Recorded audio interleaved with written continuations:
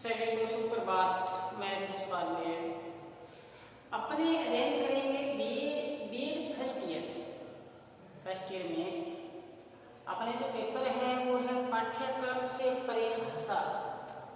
ये हमारी प्रथम क्लास है, इसलिए सभी विद्यार्थियों का जो बीएड में जिनका प्रवेश हुआ है उनको मैं बधाई देता हूँ। आप एक टीचर बनने जा रहे हैं और मुझे मौका मिला है आपको अध्ययन करवाने का। जो बातें मैं आपको यहाँ पाठ्यक्रम के माध्यम से बताऊंगा उसका आप ध्यान से सुनोगे, अच्छी तरह से उनका अध्ययन करेंगे और जो बातें आपको कहेंगे और आप मेरा कहना मानेंगे तो अपनी जो मंजिल है उस पर हम जरूर उस मंजिल को प्राप्त करेंगे। चलिए हमारे पाठ्यक्रम के परे की भाषा में हम पढ़ेंगे आज भाषा की अवधारणा या परिचय। भाषा की अवधारणा, भाषा की अवधारणा या परिचय हम चर्चा करेंगे आज भाषा की अवधारणा या परिचय। तो भाषा का उपयोग हम विश्व के सभी समाज और व्यक्तियों के द्वारा किया जाता है। भाषा के माध्यम से ही व्यक्तित्व की पहचान होती है और बताया है कि भाषा और समाज संबंध को समझने से हमें इनकी अर्थ और प्रकृति समझनी आवश्यक है। भाषा की तो भाषा शब्द है कि संस्कृत के शब्द से बना है और विचारों और भावों की इच्छाओं को व्यक्त करने की क्षमता जो वर्णनात्मक या प्रतीकों के माध्यम से भाषा उसे कहते हैं। भाषा किसे कहते हैं? तो विचार होते हैं, हमारे जो भाव होते हैं, विचार और भाव को प्रकट करने की हमारे हाथ तंत्र से निकलने वाले जनकार को हम क्या कहते हैं? भाषा कहते हैं। और इस इच्छाओं की अभिव्यक्ति की क्षमता का भी आकलन होता है और ये जो वर्णनात्मक या प्रतीक के माध्यम से ही हम भाषा का अध्ययन करते हैं, भाषा कहते हैं उनको। और जिस प्रकार से कहते हैं कि जैसे होठ से निकलकर भाषा हमारे कंठ से होठ तक आने के बाद में जो भाषा का उद्गार होता है उसे भाषा कहते हैं। तो बताया है कि हमारे अंग प्रत्यंग का संचालन भाव, हमारे अंग प्रत्यंग का संचालन भाव ध्वनि संकेतों को भाषा कहा जाता है। ध्वनि संकेतों को क्या कहा जाता है? भाषा कहा जाता है। और भाषा ग्रहण करना चाहिए। भाषा के शिक्षक को वाक्य का अर्थ नहीं, भाषा का अर्थ ग्रहण करना चाहिए। और भाषा का जो अर्थ है वो क्या है? भाषा का अर्थ, भाषा का अर्थ, भाषा का अर्थ क्या है? तो भाषा देखें, साथ साथ में अपने श्याम पाठ पे अंकित करेंगे। तो बताया है कि भाषा ध्वनि चिन्हों का वह क्रमबद्ध समूह है। भाषा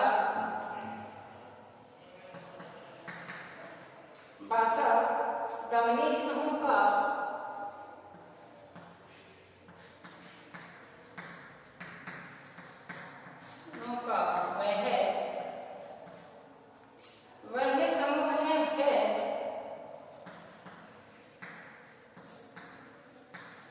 वह समूह है जिसके माध्यम से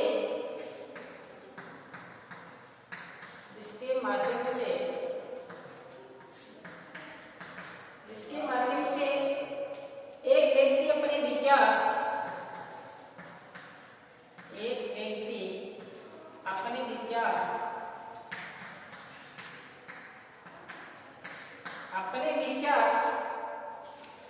जिसके माध्यम से एक व्यक्ति अपने विचार, इच्छाएं तथा भाव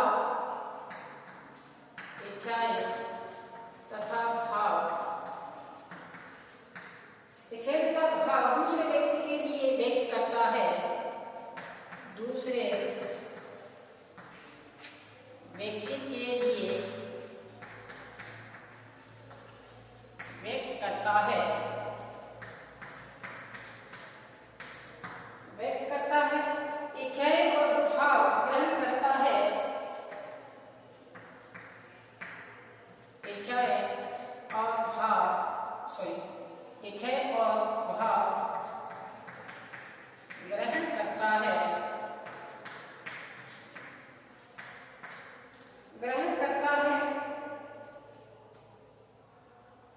किसी भी व्यक्ति की व्यक्तित्व का दर्शन, किसी भी व्यक्ति की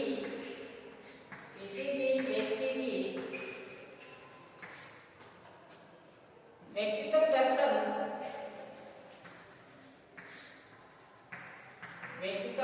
दर्शन भाषा ही कराती है, भाषा ही कराती है। अतः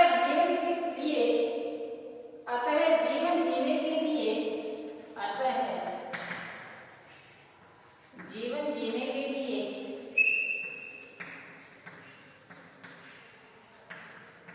भाषा हमारा अंग है, भाषा हमारा अंग है। देखो क्या बताया कि भाषा ध्वनि चिन्हों का वह समूह है जिसके माध्यम से एक व्यक्ति अपने विचार इच्छाएं का भाव दूसरे व्यक्ति के लिए व्यक्त करता है। ये भाषा के लिए आया है। हम अपने जो भाव है दूसरे को बताते हैं, किसके माध्यम से बताते हैं? भाषा के माध्यम से बताते हैं।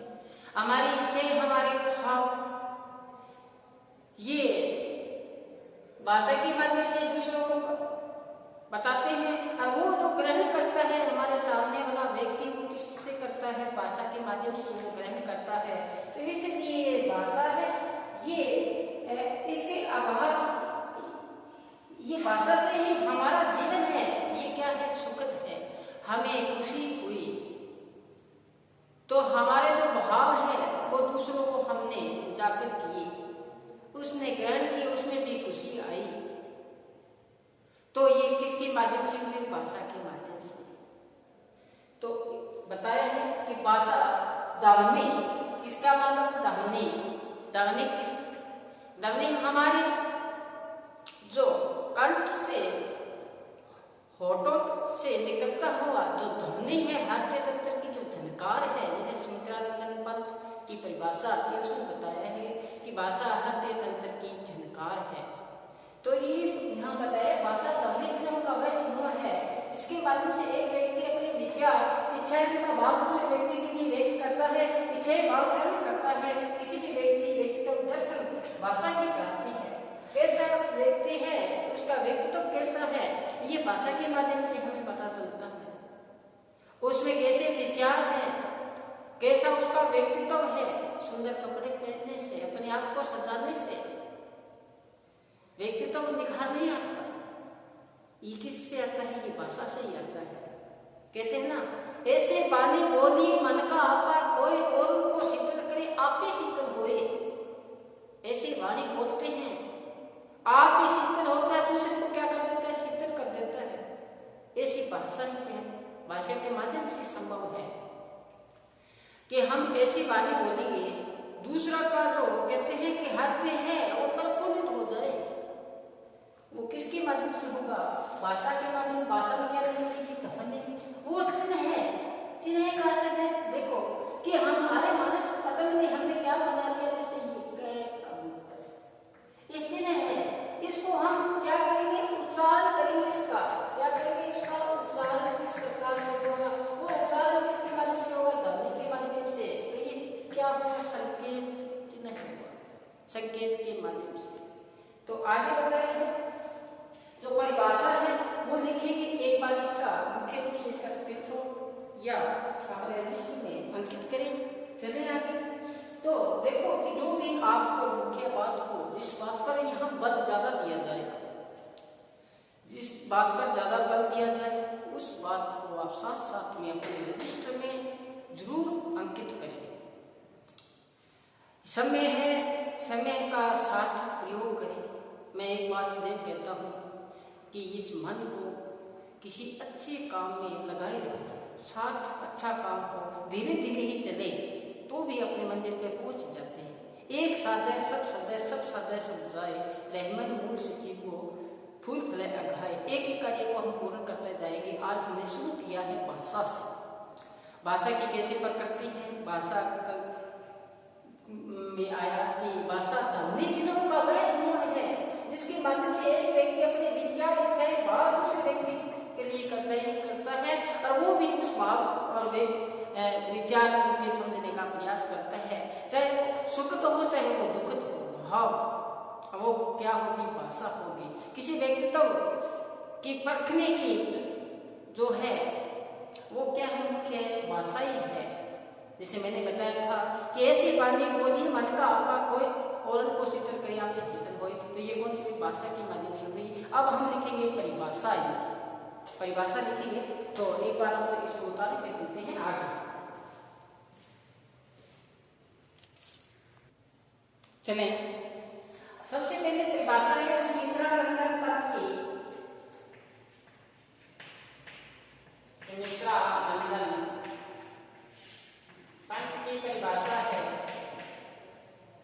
क्या बताया सुमित्रानंदन पंत ने, बताते हैं कि भाषा संसार का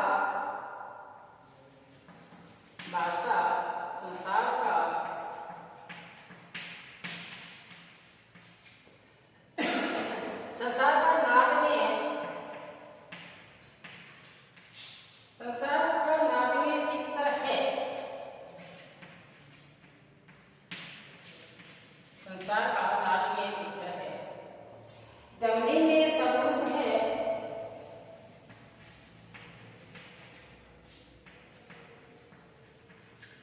ध्वनि में स्वरूप है। हृदय, यह विषय हृदय की झनकार है। यह विषय हृदय की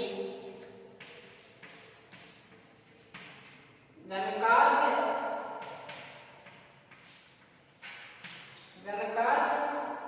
जिसकी स्वर में अभिव्यक्ति होती है, जिनकी स्वर में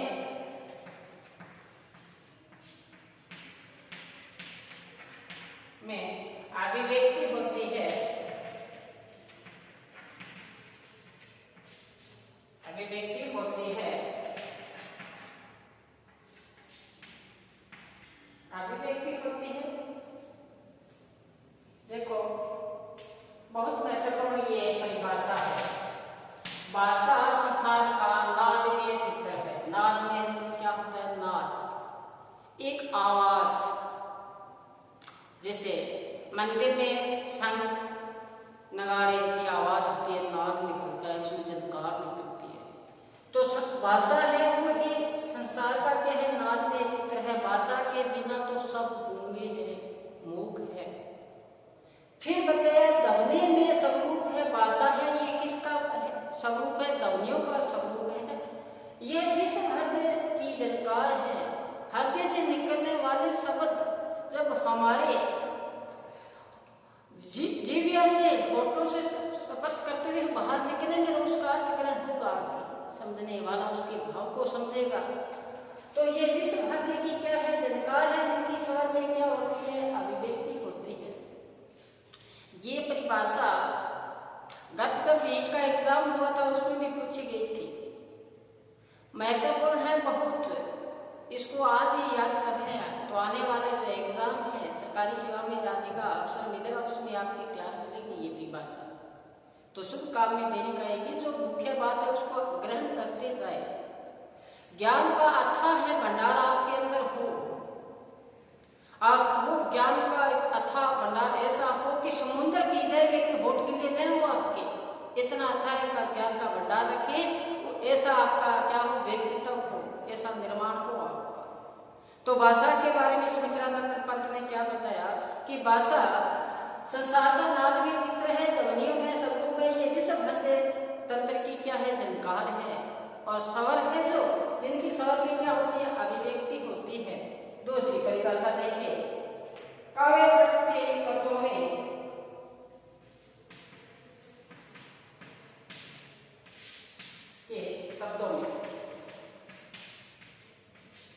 काव्य रस के शब्दों में क्या बताती है, देखो यह समस्त तीनों लोग, यह समस्त तीनों लोगों, ये समस्त तीनों लोगों लोग अंधकार में हो जाते, ये समस्त तीनों लोग अंधकार में हो जाते,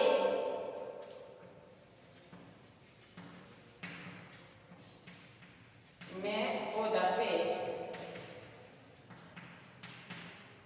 यह समस्त तीनों लोग अंधकार में हो जाते यदि शब्दरूपी ज्योति से, यदि शब्दरूपी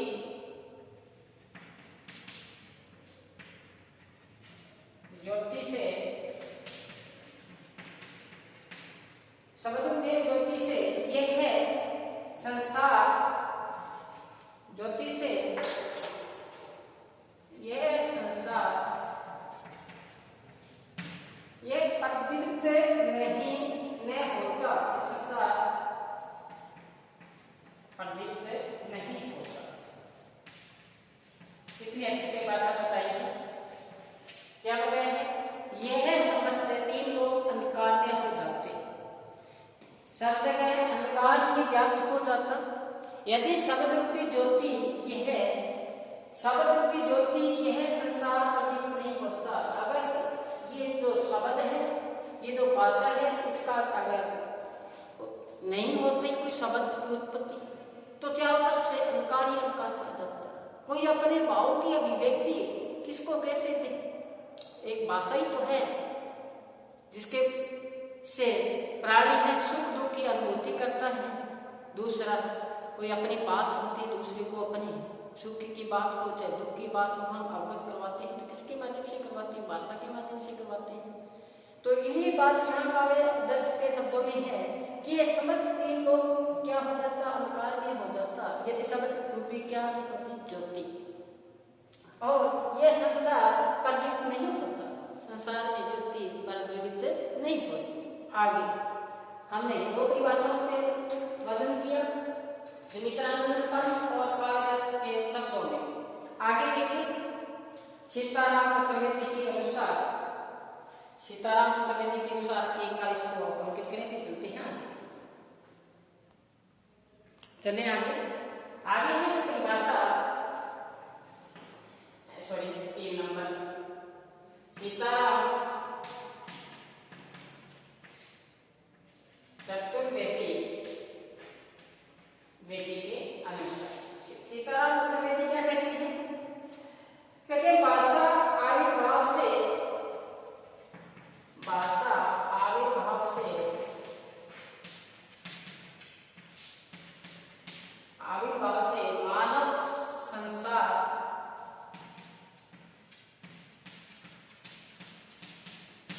मानव संसार,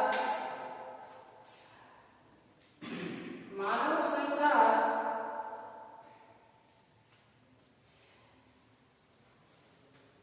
गूंगे की विराट अवस्थी बनने से, गूंगे की विराट अवस्थी बनने से, बनने से क्या बताया है? इसी तरह बनने से बच गया।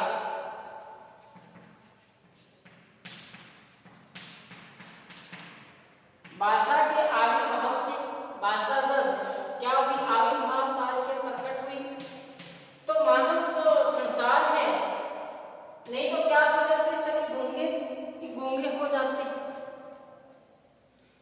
जैसे ही भाषा प्रकट हुई, भाषा से मानव संसार है और गूंगे की विराट बस्ती बनने से क्या हो गया? बच गया।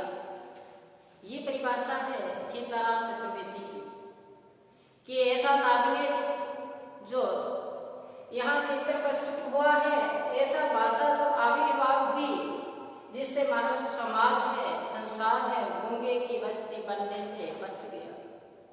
भाषा से सब कुछ चयनीय है। तो आज हमने 2-3 परिभाषाएं पर विचार किया, भाषा क्या है उस पर चर्चा की। हम किसी की अभिव्यक्ति करते हैं, अभिव्यक्ति का माध्यम क्या है? भाषा है। हृदय तंत्र से निकलने वाले स्वर है, चिन्ह है, ये क्या है? भाषा है। तो इस पर हमने चर्चा की।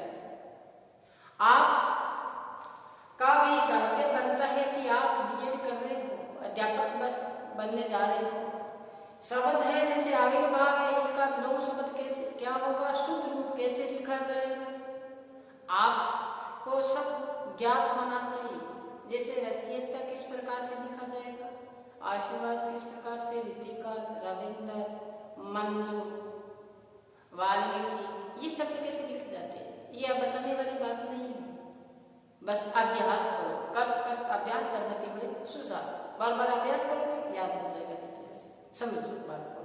तो सीताराम त्रिवेदी ने कहा कि भाषा के आने से मानव जो संसार है ये गूंगे बनने से बच गए, विराट बस्ती बनने से क्या होगी, बच गए। ये है सीताराम चतुर्वेदी के अनुसार, सुमित्रानंद पंत ने बताया काव्य दर्श के अनुसार और सीताराम चतुर्वेदी के अनुसार। आज हमारी प्रथम क्लास है विराम देते हैं, कल फिर हम इनकी परिभाषाओं के साथ उपस्थित होंगे। आप घर पर रहें, सुरक्षित रहें, क्योंकि जीवन अनमोल है और जो मुख्य ध्येय है हमारा पढ़ना, तो पढ़ते रहिए। आज बस यही हम विराम देते हैं। धन्यवाद।